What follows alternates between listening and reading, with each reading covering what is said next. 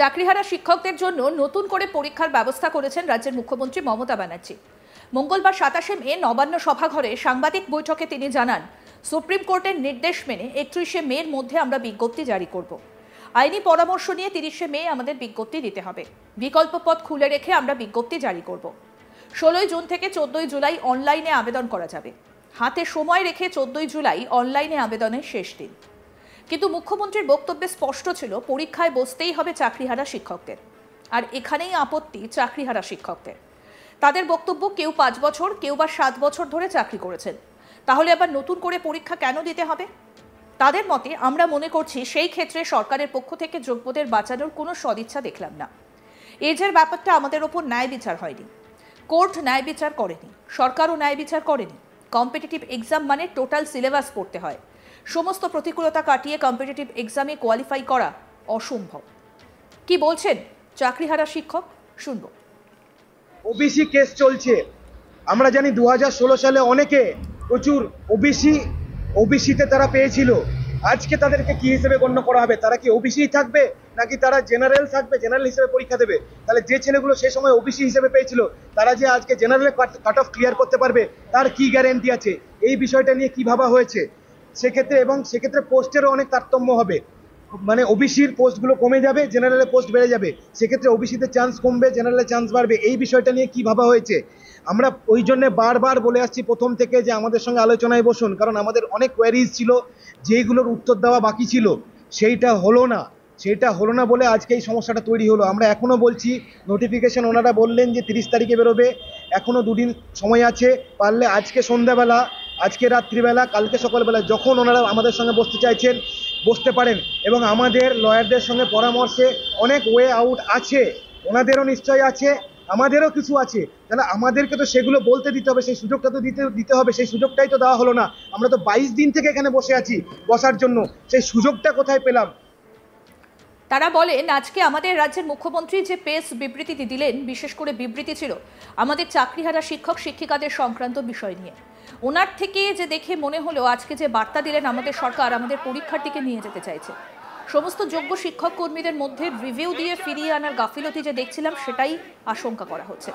সরকারের সদিচ্ছার অভাব আছে। নেতাজি ইন্ডোর স্টেডিয়ামে যে মুখ্যমন্ত্রীকে দেখেছিলাম, যে তিনি বলেছিলেন উনি থাকতে একজনেরও চাকরি যাবে না, আজকেরটা আলাদা দেখলাম। চাকরিহারা আরও একজন শিক্ষক কি বলছেন, শুনবো। আজকের প্রেস বিবৃতি ছিলই যে আমরা যারা চাকরিহারা যোগ্য শিক্ষক শিক্ষিকা অর্থাৎ SLST 2016 প্যানেল সংক্রান্ত বিষয়ে, সেক্ষেত্রে আমরা দেখলাম ওনার যে প্রেস বিবৃতি, তাতে করে আমাদের মনে হলো আজকের যে নোটিফিকেশনের বার্তা উনি দিলেন, এটা পরিষ্কার সমস্ত যোগ্য শিক্ষক শিক্ষিকা এবং শিক্ষাকর্মীদের জন্য একটা মৃত্যু পরোয়ানা উনি আজকে আমাদের জন্য ঘোষণা করলেন। আমরা কখনো চাইনি নোটিফিকেশন দিক, কিন্তু আজকে আমরা ওনার মুখ থেকে শুনলাম নোটিফিকেশনের বার্তা। বিশেষ করে উনি যে সুপ্রিম কোর্টের জাজমেন্টের কথা বললেন, সুপ্রিম কোর্টের জাজমেন্টে এত ডিটেল নোটিফিকেশন দেওয়ার কথা বলা হয়নি। অর্থাৎ আমরা কোনো একটা জায়গায় আশঙ্কা ছিল যে সরকার হয়তো আমাদেরকে পরীক্ষার দিকে নিয়ে যেতে চাইছে। সেক্ষেত্রে এই ডিটেল নোটিফিকেশন দেওয়া, ডিটেল বর্ণনা দেওয়া, সেক্ষেত্রে আমাদের এই আশঙ্কাটা বরাবরই থেকে যাচ্ছে যে সরকার সমস্ত যোগ্য শিক্ষক শিক্ষিকা এবং শিক্ষাকর্মীদের রিভিউয়ের মধ্য দিয়ে ফিরিয়ে আনার ক্ষেত্রে যে আমরা যে গাফিলতিটা দেখছিলাম, সেটাই মনে হচ্ছে আমাদের আশঙ্কা সত্যি হয়ে যাচ্ছে। তো এই ভয় বা হতাশার জায়গা থেকে আমরা যে আশঙ্কা করছিলাম, সেই আশঙ্কাটা কিন্তু আজকে তার বহিঃপ্রকাশ দেখতে পেলাম সরকারের পক্ষ থেকে। তো আমরা কোনোভাবেই চাইনি নোটিফিকেশন দিক এবং সেটা একেবারে ডিটেলভাবে দিক। নোটিফিকেশনে আজকের বিবৃতিতে বলা হলো যে অনলাইন অ্যাপ্লিকেশনের ডেট, তারপরে exam date, result date, counselling date, এত কিছু কিন্তু সুপ্রিম কোর্টের জাজমেন্টে বলা ছিল না। অর্থাৎ আমরা মনে করি শুধুমাত্র জাজমেন্টটাকে ফলো করার জন্যে এত ডিটেল বিবৃতি দেওয়ার প্রয়োজন ছিল না। অর্থাৎ আমাদের কোনো এক জায়গায় মনে হচ্ছে যে সরকারের সদিচ্ছার অভাব আছে, যে সমস্ত যোগ্যদের ফিরিয়ে আনার ক্ষেত্রে সেই সদিচ্ছার অভাব আমরা দেখতে পাচ্ছি। আজকে আমরা বলবো যে নেতাজি ইন্ডোর স্টেডিয়ামে যে মুখ্যমন্ত্রীকে আমরা দেখেছিলাম, যে উনি থাকতে একজন যোগ্যেরও চাকরি যাবে না। আজকের মুখ্যমন্ত্রী কিন্তু সেই দিনের থেকে আলাদা, অর্থাৎ উনি আইনটাকে মেনে করবেন। কোনো একটা জায়গায় মনে হচ্ছে যে সুপ্রিম কোর্টের অর্ডারটাকে উনি অ্যাকসেপ্ট করে নিয়ে যে রাজ্য সরকার এবং স্কুল সার্ভিস কমিশন যে দুর্নীতি করেছে সেটাকে পুরোটাকে এড়িয়ে যাওয়ার একটা মানসিকতা আমরা দেখলাম। অর্থাৎ আমাদের প্রতি যে ইনজাস্টিস হয়েছে, আমরা নিরীহ, আমরা যোগ্য, আমরা কোনো দুর্নীতির সঙ্গে যুক্ত নয়, অর্থাৎ 7 বছর সার্ভিস করার পরে আমাদের প্রতি সরকারের যে দায়বদ্ধতা থাকার কথা ছিল, আজকের বিবৃতিতে সে তার প্রতিফলন আমরা দেখিনি।